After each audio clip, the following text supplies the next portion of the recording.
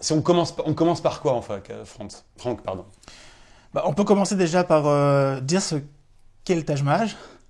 Donc, je voudrais vraiment démarrer sur le fait que il y a autant de Taj Mahal finalement que de concours que l'on passe ou d'admissions auxquelles on se présente. Parce que très clairement, je crois pas qu'on a la même attitude lorsque on passe au Taj Mahal pour un master spécialisé que lorsqu'on passe par exemple pour un concours en AST pour l'EM Lyon ou pour Audencia. En quoi c'est différent? Bah, c'est différent parce que très clairement par rapport au master spécialisé, ça va faire partie d'un élément d'appréciation parmi d'autres qui sont assez nombreux. Il y a bien sûr les dossiers de candidature, l'entretien qui est très important et selon les master spé naturellement il y a une compétition telle qu'on va se pencher sur le Taj Mahal. Il y aura le Taj Mahal qui pourra jouer un peu le juge de paix, mais il y a un moment donné où quand même l'EM Lyon on a affaire à pratiquement la moitié des coefficients. Donc là, c'est à l'écrit, c'est coefficienté. Tu es en train de me dire qu'en fait, pour les concours de la grande école, de l'EM Lyon, etc., pour le coup, c'est carrément discriminant.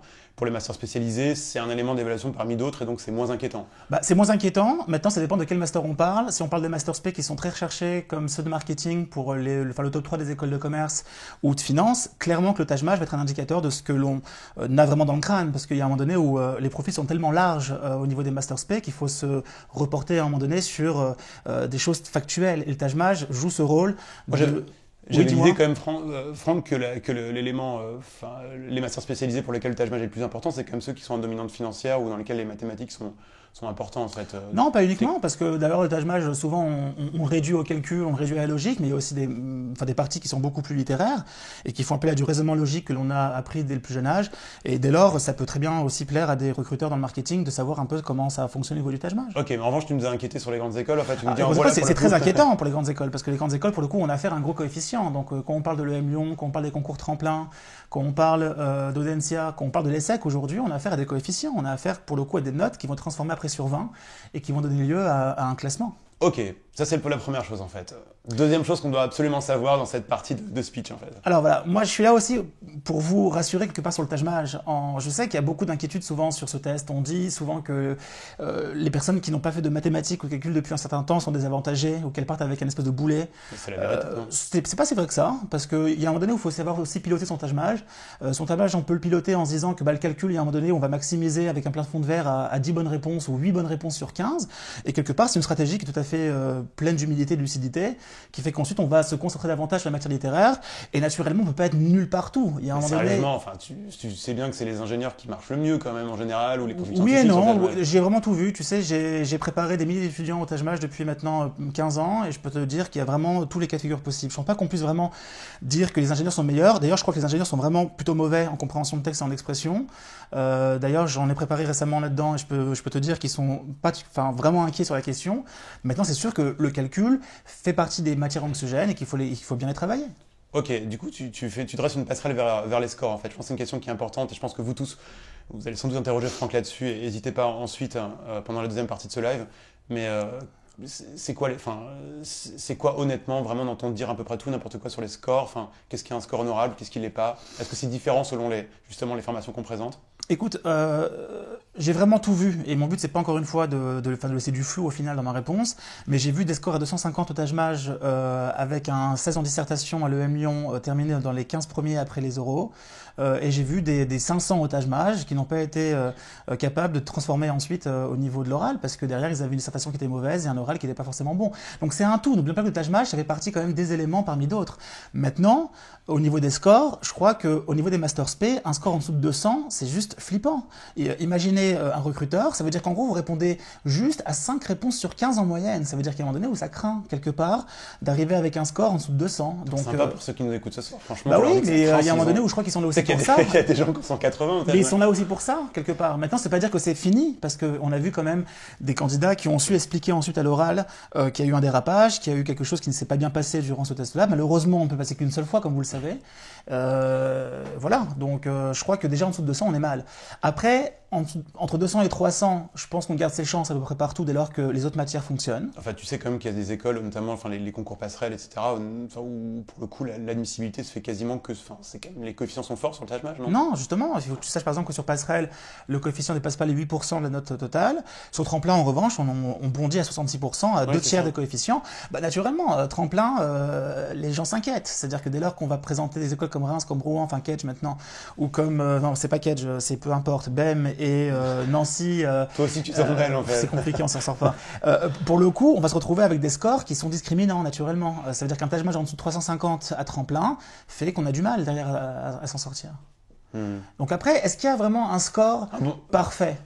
Je dirais juste qu'il y a des scores que l'on peut raisonnablement obtenir pour assurer ses arrières. Ok, là tu rebondis sur un point, mais parce que tu me dis en gros, voilà, avoir moins de 200, c'est quand même flippant. Enfin, moi, je me mets à la place de la personne ou des gens qui pensent qu'ils vraiment vont pas. C'est flippant pour les Master Spé, parce que j'ai vu des 200 qui marchaient encore une fois. Ok, mais est-ce que honnêtement tu penses que c'est quoi la marge de préparation? T'es dans tu diriges une prépa, une des prépas qui prépare le plus au Taj Mahal. Est-ce que honnêtement, entre nous, tu penses que on peut vraiment progresser quand on part de ce score-là en fait? Oui. En fait, moi j'ai fait une expérience. Écoute, j'ai fait une expérience sur des classes que l'on a à la prépa qui ne sont pas des classes qui préparent des concours, qui sont en bac plus 2, qui préparent un BTS. Donc des personnes qui n'ont jamais eu affaire à un moment donné au Taj Mahal. Donc tu les mets devant le Taj Mahal, la moyenne ressort à 190. J'ai vérifié auprès de la fac de Créteil, qui m'a donné ce score également, qui m'a été communiqué sur un amphi entier, donc je sais pas, de 700-800 personnes. Le score est entre 180 et 190. Donc on va dire que les personnes qui découvrent le Taj Mahal de but en blanc le jour, un jour quelconque, ils vont se retrouver avec un score moyen de 180-190. Donc sans rien savoir au test, sans même découvrir les conditions minimales, sans avoir révisé les séries doubles. Et quelque part, je pense qu'il y a un score, on va dire, plancher vers le bas, un espèce de bottom end là qui est à 190-200. Donc partant de là, est-ce qu'on peut faire mieux? Bah oui, la réponse est oui. On imagine que si, oui, on imagine. Bah oui, parce que la moyenne nationale, on va dire, est à 280. Donc 280 quelque part, c'est des gens qui se sont un peu préparés. Donc de fait, quand on se prépare d'une façon ou d'une autre, on bondit à 80 points. Si on a commencé à voir les modalités, on a commencé à se renseigner sur ce qu'est les conditions minimales, sur ce qu'est la logique, vraiment on a pris en compte les modalités de l'épreuve. Honnêtement, moi j'ai vu des gens qui préparaient vraiment sérieusement le Taj Mahal, des gens qui ont passé et qui n'ont pas décollé. Tu les connais en fait. Oui, quelques-uns, pas beaucoup. T'en connais quelques-uns. Si, ils ont décollé sans doute. Pas ils tous. n'ont jamais réussi à dépasser, où ils avaient ils ont jamais réussi à dépasser les 280. Est-ce que ça arrive? Il y a des gens qui n'arrivent pas. Ouais, mais c'est pas très grave. Je veux dire, il y a un moment donné où effectivement, moi je peux te dire que sur des classes entières qu'on prépare, il y a toujours quelques candidats, heureusement peu nombreux, sinon ce serait un petit peu compliqué, qui dépassent pas. J'ai vu des candidats qui d'une année sur l'autre n'arrivent pas à progresser en Taj Mahal. Heureusement, ils sont peu nombreux. J'ai envie de te dire que c'est quoi? C'est 1%, 2% de la population. Pourquoi? Parce que je crois qu'il y a un moment donné où le Taj Mahal, ce n'est pas uniquement des connaissances et des notions, c'est aussi une attitude, une gestion du stress. Quelque part, c'est aussi une situation qui est un peu contraignante, où il y a 2 heures à gérer. Selon toi, en fait, la préparation idéale, c'est quoi? J'anticipe vos questions à tous, mais vous allez pouvoir ensuite gratter avec Franck et lui poser honnêtement toutes vos questions. Mais je veux juste qu'on pose les bases. La préparation idéale, c'est quoi pour toi? Je pense que comme toute entreprise, il y a un moment donné où il faut d'abord se fixer l'objectif. L'objectif, c'est de quoi? C'est d'avoir un Master Spé, c'est d'avoir le M-Lion, d'avoir l'ESSEC. Forcément, on va... Ton but, c'est d'avoir un montage mage, en fait. Pas forcément. Je suis pas d'accord avec toi, parce qu'il y a un moment donné où, très clairement, je vois pas pourquoi est-ce qu'on va se mettre une pression monumentale pour un Master Spé qui, de toute façon, va consulter le Taj Mahal plus que le prendre vraiment en considération. Et il y a des Master Spé qui sont peu compétitifs. Je sais pas, moi, un Master Spé en développement durable à HEC, certes, qui fait appel, qui va recruter quand même pas mal de monde au final, mais c'est pas là-dessus que ça va jouer. On sait très bien que les profils sont extrêmement seniors, sont alors matures. qu'un technique financière, l'ESSEC va être plus attentif. Bien sûr, ou un marketing à HEC, où il y a un monde fou qui présente ce Master Spé. Donc quelque part, ou à l'ESCP, peu importe, quelque part, on va se retrouver avec une attente qui va être telle que l'on va modérer après sa préparation. Je pense qu'un candidat était mieux passé que moi pour en parler, a plus d'intérêt à travailler mieux son dossier et son entretien en Master Spé que son Taj Mahal dans l'absolu. On est d'accord. Maintenant, pour le M-Lion et pour l'essai, comment on se prépare? Là, il n'y a pas le choix. On sait qu'à l'arrivée, il y a un coefficient qui tombe. La moitié des coefficients pour tremplin et pour le M-Lion. Qu'est-ce que tu veux faire d'autre à part travailler comme un fou ton Taj Mahal? Il y a un moment donné, il y a une épreuve à passer. Ça va quoi, les prépas, ils en ont 6, 7 avec des espèces de bouquins en pile sur le Japon, l'Australie et le Brésil. C'est quoi la préparation en fait? On s'achète un bon bouquin. La préparation, c'est... bien sûr qu'il faut acheter mon livre, évidemment. Mais je me permets de revenir là-dessus, c'est important, parce que c'est bien que tu me Attends, honnêtement, sérieusement, est-ce que tu as du recul là-dessus? C'est-à-dire qu'effectivement, j'ai du recul, parce que j'ai des retours d'étudiants. Honnêtement, j'ai toutes les semaines... On n'est pas là pour faire la pub du bouquin, objectivement, mais on est là pour Enfin, moi j'ai envie de savoir pourquoi. Laisse-moi te répondre. Qu'est-ce qui te fait penser qu'en Alors, fait ton bouquin je te réponds. Déjà parce qu'il y a un moment donné où je crois que l'expérience a montré que quelque part, lorsque les ouvrages sont recommandés et se continuent à se vendre, c'est que ça marche. On a beau faire un livre bien marketé, joli, avec une belle couverture, si l'ouvrage n'est pas bon, il fonctionne pas. Les gens se le disent et ça continue pas de se vendre. Écoute, mes ouvrages ont toujours été numéro 1 sur le marché.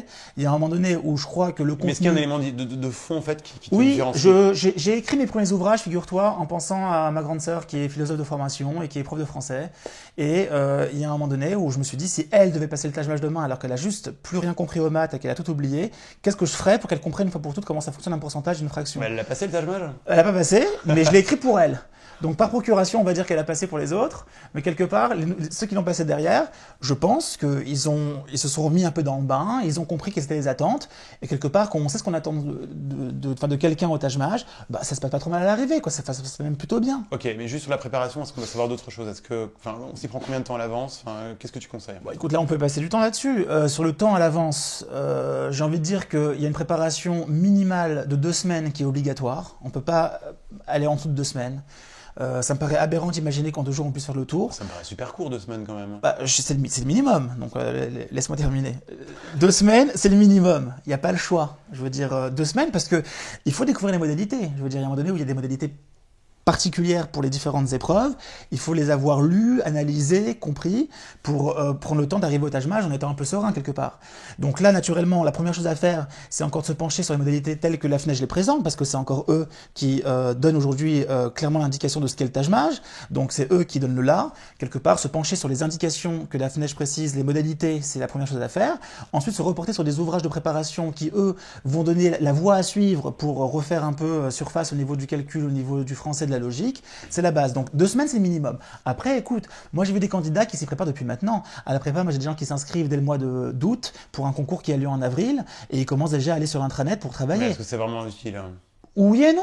T'as des candidats qui, tu sais, après, t'as des candidats qui prennent goût à ça quelque part. Hein. Tu sais, ils ont qu'une épreuve à préparer. Mais je rigole pas. Des addicts au Taj Mahal. Non, mais t'as des candidats qui ont bien compris quelque part, qui n'ont qu'une épreuve à passer à l'écrit, voire une deuxième qui est l'anglais. Bon, ok. Bon, ça va quoi. On a que ça à faire durant 8 mois en plus de son éco ou de sa philo. Donc quelque part, ils le font en perfusion durant les 8 mois. Est-ce que je pense sincèrement, personnellement, que c'est nécessaire d'y passer 8 mois? La réponse est non. Je pense sincèrement qu'un bon mois, 2 mois intensifs, réguliers, suffit largement. Les notions sont circonscrites. Il n'y a pas 100 notions à connaître non plus, quoi. Ok, Franck, on arrive à la fin, plus ou moins à la fin de ce speech en fait. Est-ce qu'on a oublié un élément fondamental? Sinon, quoi, on passe aux questions? Est-ce que tu penses qu'on a posé les bases ou est-ce qu'il y a un élément qu'on a pu oublier?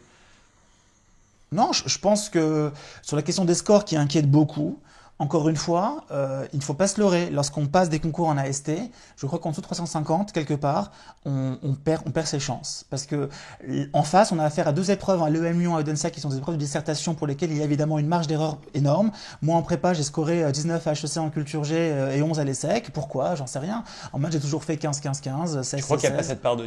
On lit quand même pas mal de choses sur la chance le jour du Taj Mahal aussi. Enfin... Non, ça, j'y crois pas une seconde. En tout cas, ce serait gravissime, parce que ça veut dire que la FNEJ, quelque part, discrimine au niveau de ses épreuves. Donc moi, j'y crois pas une seconde. On voit des sessions quand même où il y a carrément des types de scores assez différents quand même, non? Non, enfin c'est ton expérience. Sur quoi tu te bases là-dessus? Parce qu'on a parfois vu des sessions où on avait l'impression que c'était... Enfin, tout le monde avait des scores beaucoup plus bas qu'à d'autres. Écoute, moi là-dessus, je te dirais juste que pour en préparer vraiment plusieurs centaines par an, voire plus d'un millier, il y a un moment donné où quand tu sors d'une épreuve, sur une classe, t'en as un qui va te dire c'est trop dur, qui va être trop difficile, enfin trop facile. Okay. Donc faut pas croire les bruits de couloir. Quelque part, moi je fais encore une fois confiance à la FNEJ, qui sait ce qu'ils font, et à un moment donné où j'espère en tout cas, et j'ose croire qu'ils font en sorte qu'il n'y a pas une épreuve qui est plus dure qu'une autre le jour où on passe, quoi. Ok, merci Franck.